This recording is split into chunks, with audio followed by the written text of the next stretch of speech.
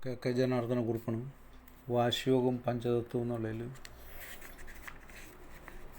ചന്ദ്രരേഖ 200 എന്നുള്ള ശ്രീ ഗോരഖ്നാഥ് സിദ്ധൻ്റെ വാശിയോഗം എന്നുള്ള പുസ്തകത്തിലെ 35-ാമത്തെ ശ്ലോകം, ജ്യോതിയും മേരുവും എന്നുള്ളത്.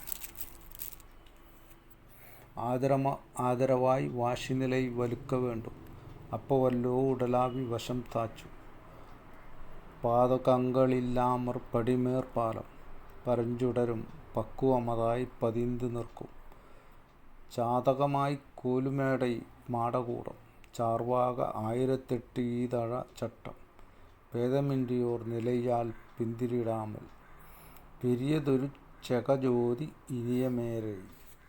ഇതിൽ പറയുന്നത് വാശി നിലയിൽ വളരെ പരിശ്രമം നടത്തി മുന്നോട്ട് പോയാൽ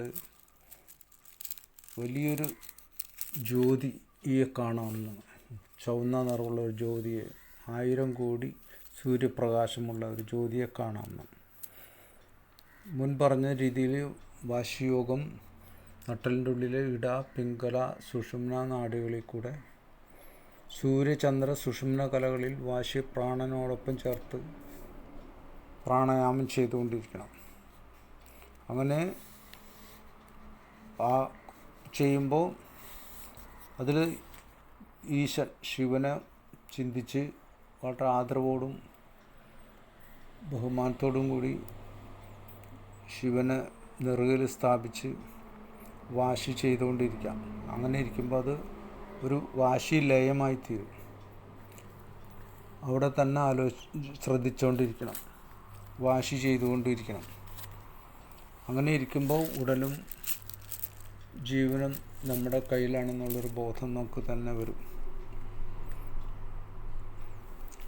അങ്ങനെ ഇരിക്കുമ്പോൾ ഒരു നൂല് പോലുള്ളൊരു പാലം തോന്നുമെന്നാണ് പറയുന്നത്.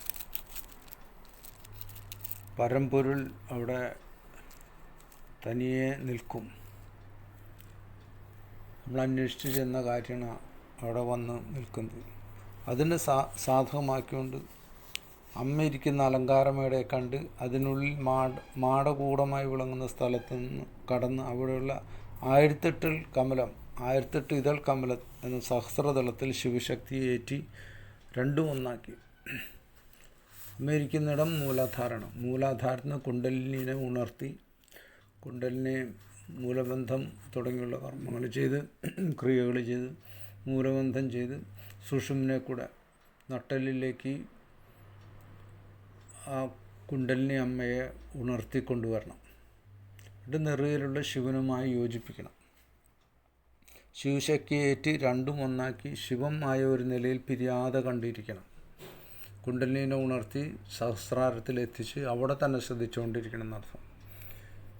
അങ്ങനെ ഇരിക്കുമ്പോഴാണ് വലിയ ചുവന്ന ജ്യോതിയായി 1000 കോടി സൂര്യപ്രകാശമായി ഒളിവിളങ്ങി മനസ്സിനെ സന്തോഷമാക്കും.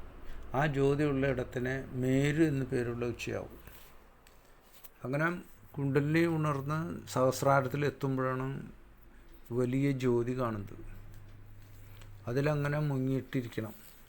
പിന്നെ ചിന്തയില്ല, യാതൊരു ക്രിയകളും പിന്നെ ഇല്ല.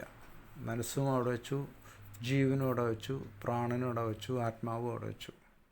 അങ്ങനെ 4ഉം അവിടെ വെച്ചു. പിന്നെ ദേവീനെയും അവിടെ വെച്ചു, ശിവനെയും അവിടെ വെച്ചു. അങ്ങനെയുള്ളൊരു സ്ഥിതിയിൽ വേറെ യാതൊരു വക ചിന്തയില്ലാത്തൊരവസ്ഥയിലാണ്. അങ്ങനെ അനേകം തവണ ചെയ്യുമ്പോൾ മാത്രമാണ് ഈ ജഗജ്യോതി 1000 സൂര്യപ്രകാശത്തോടുള്ള ജ്യോതിനെ കാണാനാവുന്നത്. അങ്ങനെ കാണുന്ന ആ സ്ഥലത്തിന് ഉച്ചി എന്ന് പേര്, മേരു എന്ന് പേര്. ഏറ്റവും ഉച്ചിയിലുള്ള ഒരു പോയിൻ്റാണ് മേരു, മഹാമേരു. അതാണ് ഈ 35-ാം ശ്ലോകത്തിൽ പറഞ്ഞത്. വളരെ ശ്രമിച്ച് മുന്നോട്ട് പോകേണ്ട ഒരു വിഷയമാണ്. വളരെ കുണ്ടലിനിയുടെ ഉണർത്തൽ നല്ല വീക്ഷ കിട്ടി പരിശ്രമം, അനേക വർഷങ്ങളുടെ പരിശ്രമം കൊണ്ട് മാത്രമേ ഇത് സാധ്യമാവുള്ളൂ. കുണ്ടലിനെ ഉണർത്താൻ കഴിവുള്ള ഒരു ഗുരുവിനെയാണ് സമീപിക്കേണ്ടത്. നമഃ ശിവായ.